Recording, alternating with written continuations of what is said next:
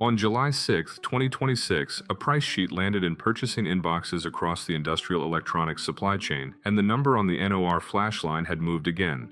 Giantec posted a 25% contract price increase effective that date. That single announcement was the latest step in a climb that had already more than doubled what buyers were paying for these chips in the first half of the year alone. The pressure did not come from a sudden shortage of chips. It came from a deliberate decision not to build the capacity that would end one. That decision is where this chain starts, and where it leads is not where most buyers are looking. Follow the pricing signal up through supplier capital discipline, the institutional memory of the last correction, a structural transfer of wealth from buyer to seller, and the open question of whether the company's best positioned to end the shortage will ever have a reason to. A NOR flash or SLC NAND contract price is not an abstraction.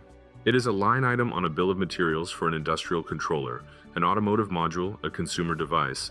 If that line item sat at a given figure at the start of 2026, that same chip, same part number, same footprint, now costs the purchasing manager more than twice what it cost at the year's opening before the July increase.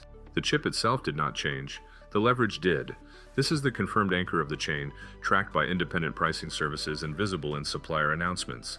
The magnitude is not in dispute. The second link is reported rather than confirmed. The major memory producers, including the largest makers of dynamic random access memory and NAND flash, have kept new mature node capacity additions restrained. Capital expenditure guidance from these companies and analyst coverage of fab utilization rates both support the picture. No wave of new wafer starts is visible on a timeline that would bring contract prices back down in the near term. The word deliberate reflects how this posture has been characterized in industry coverage, not a private statement of intent that anyone has confirmed on the record. What is visible is the outcome. Supply is not growing fast enough to correct the price, and the major producers are not moving to change that. Why not? That question takes you to the third link, and this one is confirmed by years of public filings and industry analysis. The last cycle of aggressive capacity expansion ended in a severe price collapse. Margins across the memory industry compressed for multiple consecutive quarters. The suppliers who built the most capacity, chasing volume, absorbed the worst of it.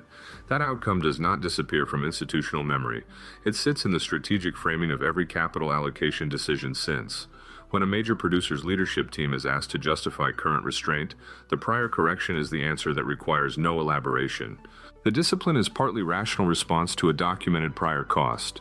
The pain was real, the memory of it is real, and it is doing work right now in ways that benefit the same companies that suffered through it. Here's where the chain turns, and where the standard framing breaks down. The common way to read a shortage is as a tax on the system, a cost that spreads across every buyer who needs the constrained input. That reading is not wrong, but it is incomplete, and the incompleteness is doing a lot of work. Think of a municipal water authority that controls the only pipes into a dry district and decides, collectively with two other authorities, not to lay new pipe this season. The district still gets water. Every household pays the scarcity rate, and every authority collects it. The constraint is not a failure of infrastructure, it is the infrastructure, repurposed. That is the mechanism here. The money buyers spend above a normalized contract price does not disappear. It moves.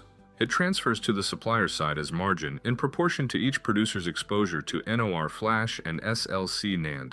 Samsung, Micron, SK Hynix, and domestic Chinese entrants with mature node capacity all sit on the receiving end of that transfer.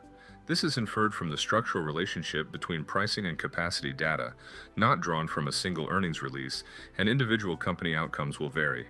But the direction of the transfer is not in question. The cost did not spread evenly across the system. It concentrated on buyers who needed the chip, away from suppliers who controlled the price. That is the inversion this chain turns on. The shortage everyone frames as a problem is, for the companies that produce memory, functioning as the best margin environment in years. The link the whole chain hangs on is not the pricing move and not the margin recovery. Those are consequences. The cause is supplier capital discipline, the decision, repeated across the major producers and the domestic Chinese entrants alike, not to authorize the mature node capacity that would normalize price. If that consensus fractures, every subsequent step collapses. The pricing signal corrects, the margin transfer reverses, and the shortage becomes a memory the industry files alongside the last one. Everything downstream of the first link depends on the discipline holding, which brings the chain to its fifth and most uncertain rung. Chinese memory producers operating on domestic equipment outside the reach of Western export controls that apply to advanced nodes face no external barrier to building the mature node capacity that would end this shortage. At the mature process geometries where NOR flash and SLC NAND are manufactured, the equipment access restrictions that constrain Chinese producers at the leading edge do not apply in the same way. The barrier is not political. It is, if it exists at all, voluntary. And the commercial logic of that choice is clarifying once you trace the chain this far. Flooding mature node capacity would collapse the same contract prices that are currently expanding these producers' own margins. Discipline for a Chinese entrant in this moment is not sacrifice, it is profit protection. That inference is the weakest rung on this ladder, and it deserves to be named as such. It is possible, and the data does not yet rule it out, that domestic Chinese producers simply cannot ramp NOR flash and SLC NAND output as fast as the shortage would invite. Equipment qualification may be slower than reported. Yields at scale may remain below the threshold where flooding the market makes financial sense. If that is true, the restraint is not strategic. It is a temporary limit that resolves on its own timeline, and the margin environment collapses without any change of intent by anyone. A second soft point, the confirmed price figures cover contract prices in specific categories. Spot market behavior and the experience of smaller buyers without long-term supply agreements may diverge from what the headline numbers suggest, meaning the margin transfer is real but unevenly distributed in ways the current data does not fully capture. The direction of the chain holds even if these two links are weaker than they appear. Prices rose, capacity did not follow. But the duration and the magnitude of the supplier benefit depend entirely on which of those soft links snaps first. The chain runs from a pricing announcement on a specific date through a capital discipline that no major supplier has publicly reversed to a margin transfer that is structural rather than accidental and arrives at a fork. The companies best positioned to end the shortage are the same ones most rewarded for not ending it. That is the asymmetry this situation rests on, and it is not small. The force that extended this cycle did not come from a regulator, a tariff, or an equipment embargo. It came from the sellers themselves, coordinated not by agreement but by shared memory of what the last correction cost them. This is a structural read on who benefits from the pricing environment and why, not advice on what to buy or hold. The chain described here is a causal interpretation of reported and confirmed data, and the weakest links have been identified as such. The shortage ends when someone decides the volume is worth more than the price. So far, no one has. Watch the next round of mature node capacity announcements. If Chinese entrants file for significant new NOR or SLC NAND wafer starts before year-end, the discipline is breaking and the margin window is closing. If they hold, this cycle has further to run than most buyers have priced in.